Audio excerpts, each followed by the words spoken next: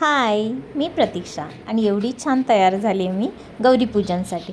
चला तर मग मी तुम्हाला दाखवते की मी काय काय तयारी केली गौरीपूजनसाठी. तर ही अशी छान रांगोळी काढून मी आतमध्ये डेकोरेशनसुद्धा केलं आहे. आणि हे इथे पदार्थ दिसतात त्यातले 50% पदार्थ तर आम्ही घरीच बनवलेले आहेत आणि थोडेसे विकत आणलेले आहेत.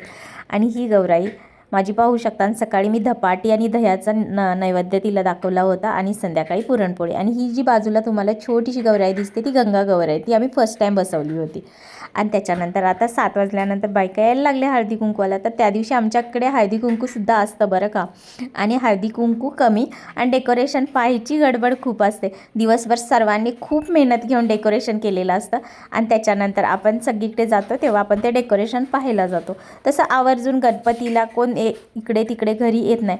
पण गौरीपूजनच्या निमित्तानं सर्व लेडीज एकमेकींच्या घरी जातात आणि त्यांचं केलेलं डेकोरेशन पाहतात व त्याची तारीफसुद्धा करतात. आणि इथं असं माझं हळदी कुंकू झाल्यानंतर मी त्यांना साखर दिली.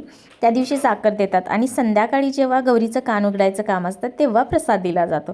आता एवढी छान तयार झाले तर आई तर हे करणारच होती, कारण आई 10 वर्षापासून सेमच गोष्ट करते. ज्या दिवशी मी तयार होते त्या दिवशी संध्याकाळी आई दृष्ट काढून टाकते. आणि त्याच्यानंतर रात्री 1 वाजता गौरीचं कान उघडायचं चालू होतं इथे. तर प्रत्येकीच्या घरी जाऊन आम्ही ते कान उघडतो. रात्री 12 वाजता चालू केलेली प्रोसेस 1:30 वाजेपर्यंत चालू असते. आणि गौरीचं कान उघडणं म्हणजे नक्की असतं काय. आपण कसं सासरी जाताना आपली आई आपल्याला 4 ज्ञानाच्या गोष्टी सांगते, तसेच आपल्याला पण हिला 4 ज्ञानाच्या गोष्टी सांगायच्या असतात. ह्यालाच कान उघडणं म्हणतात. आणि हे सगळं करून रात्री झोपायला आम्हाला 1:30 वाजल्या होत्या. आणि तुम्हाला माझे व्लॉग कसे वाटतात हे प्लीज कमेंट करून सांगा. आणि नवनवीन व्हिडिओजसाठी लाईक, शेअर आणि सबस्क्राईब करायला विसरू नका. भेटूया नवीन ब्लॉगमध्ये. Okay, bye.